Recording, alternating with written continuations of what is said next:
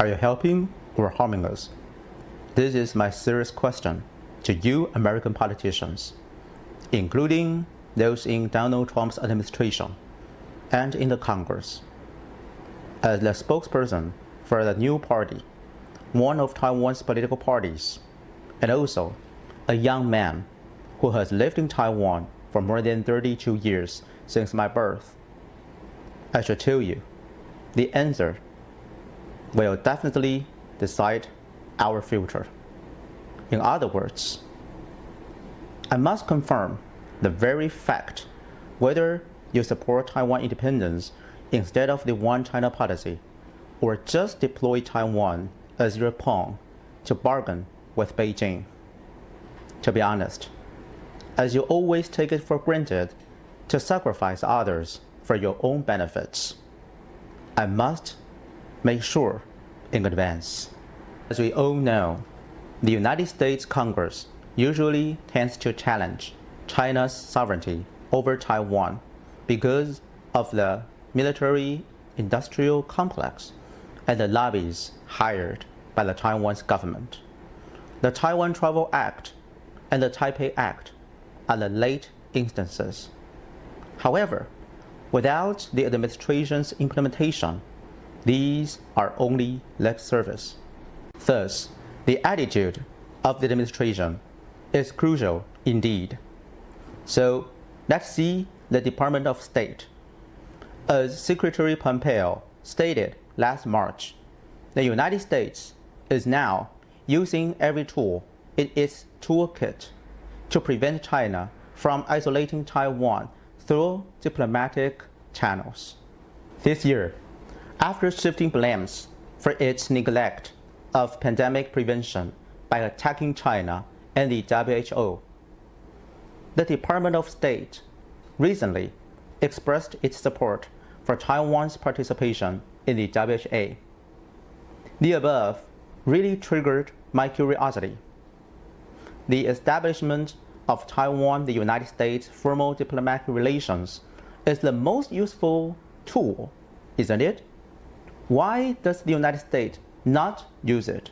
Since Taiwan should become the formal member of the United Nations before entering the WHO, why does the United States not recognize Taiwan as an independent sovereign country, or the Republic of China's government in Taiwan as the legal government of China, instead of the People's Republic of China's government in Beijing? The answer to my question seems that your real intention is not to support Taiwan's real independence, but to trouble Beijing. As Mike Pompeo said at a congressional hearing, Donald Trump's administration's way of viewing the Taiwan-United States relations can consider the threat of China's rise more than the predecessors, which reveals that Taiwan is only your chess piece for you to play with Beijing. Furthermore, as the United States has no will to have Taiwan as your formal ally, Taiwan is just your pawn, which can be sacrificed anytime. Consequently, Taiwan must suffer the worsening of cross-strait relations at our own costs, while you play us with Beijing for your own benefits. The outcome is so predictable that Taiwan should go through a depression for our large economic dependence on mainland China, which you are unable and unwilling to make up. Besides, we should consider the most serious situation that a war occurs in the Taiwan Strait. The scenario of Taiwan's military is to hold on alone within 2 to 3 weeks in order to wait for the United States military aid. Nevertheless, as the former AIT chairman Richard Bush said, the implied commitment of the United States to come to Taiwan's defense has never been absolute. In other words, we should risk engaging in a war with Beijing, resulted from your dangerous game, sacrificing our lives for your lies. As I already told you earlier, the real threat to the United States is not China's rise, but the loss of your self-confidence. Moreover, you have weakened the stability across the Taiwan Strait by inciting Taiwan to deny the 1992 consensus and intervening in Taiwan's campaign last year, which destroyed the status quo and also your interests indeed. Certainly, as Secretary Pompeo has told us, we lied, we cheated, and we stole.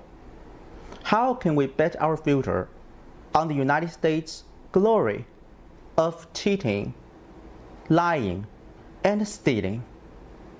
In fact, as you once betrayed us in 1978, even though the Republic of China's government in Taiwan and your government was the formal alliance then, it is easier for you today to abandon us when the deal has been done. In conclusion, as your government has declared plainly in the US PRC Communique 1972, the United States has its interests in a peaceful settlement of the Taiwan question by the Chinese themselves. Accordingly, since the United States are not willing to recognize either Taiwan as an independent state or the Republic of China as the legal government of China, we have no choice but to deal with the reunification question with Beijing by the Chinese ourselves. Helping instead of harming us, you could stop intervening in the Taiwan question. Otherwise, it will only strengthen the risk across the Taiwan Strait and put us into jeopardy. Thank you if you release your hands.